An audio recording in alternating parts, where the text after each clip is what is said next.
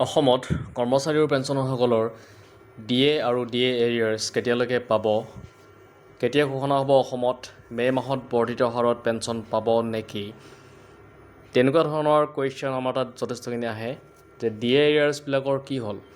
যিহেতু চেণ্ট্ৰেল গভৰ্ণমেণ্টত এতিয়ালৈকে ডিএৰ কথা ঘোষণা কৰি দিয়া হৈছিলে, এনাউন্স কৰি দিয়া হৈছিলে, কিন্তু অসমৰ ক্ষেত্ৰত তেনেকুৱা ধৰণৰ কোনো এটা নিউজ এতিয়ালৈকে বা তেনেকুৱা ৰিগাৰ্ডিং নটিফিকেশ্যন এতিয়ালৈকে আমি লাভ কৰা নাই। আৰু সেই গতিকে বহুতেই এতিয়া সুধি আছে যে বৰ্ধিত হাৰত তেওঁলোকে দৰমহা পেঞ্চন লাভ কৰিব নেকি মে' মাহত, বা তেওঁলোকৰ ডিএ এৰিয়াৰ্ছৰ ঘোষণা কেতিয়া কৰিব বা এইটো মাহত কৰিব নেকি? এই ক্ষেত্ৰত আমাৰ তাত যথেষ্টখিনি কমেণ্ট আহিছে আৰু সেইটো ৰিগাৰ্ডিং আজি ভিডিঅ'টো প্ৰস্তুত কৰা হৈছে।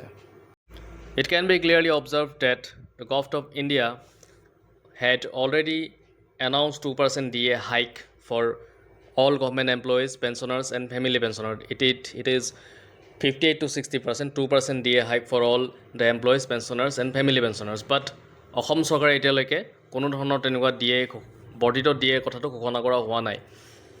আৰু মষ্ট প্ৰবলি আপোনালোকে গম পায়, যিটো ইলেকশ্যন হৈ গৈছিলে আৰু সেই সংক্ৰান্তত তাতো এটা টাইম কনজিউমিং হৈছিলে আৰু তেনেকুৱা ধৰণৰ কথাৰ কাৰণেই এইটো দেৰি হৈছে।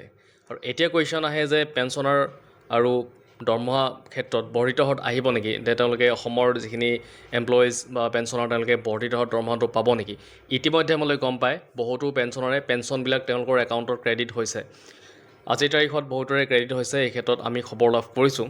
আৰু তেনেকুৱা আপোনালোকে গম পায় যিখিনি কাৰ্যালয়ত বিল থাকে সেই বিলবিলাক অলৰেডি DDOৰ দ্বাৰা ট্ৰেজাৰীলৈকে পঠিওৱা হৈছে। আৰু ট্ৰেজাৰীত বিলবিলাক যিহেতু ছাবমিশ্যন হৈছে, কিছুমানৰ পেঞ্চন ইতিমধ্যে সোমাইছে, তো তেনেকুৱা ক্ষেত্ৰত এইকেইদিনৰ ভিতৰত আপোনাৰ বৰ্ধিত হাৰত দৰমহাটো আপোনালোকে লাভ কৰাৰ সম্ভাৱনা নাই। কিন্তু যদি এনাউন্স কৰি দিয়ে এইকেইদিনৰ ভিতৰত, তেতিয়াহ'লে এৰিয়াৰ হিচাপত আপোনালোকে পাব, আৰু এৰিয়াৰটো কিস্তিতেই মষ্ট প্ৰবলি দিব, কাৰণ আগতে তেনেকুৱাই কৰি আছে।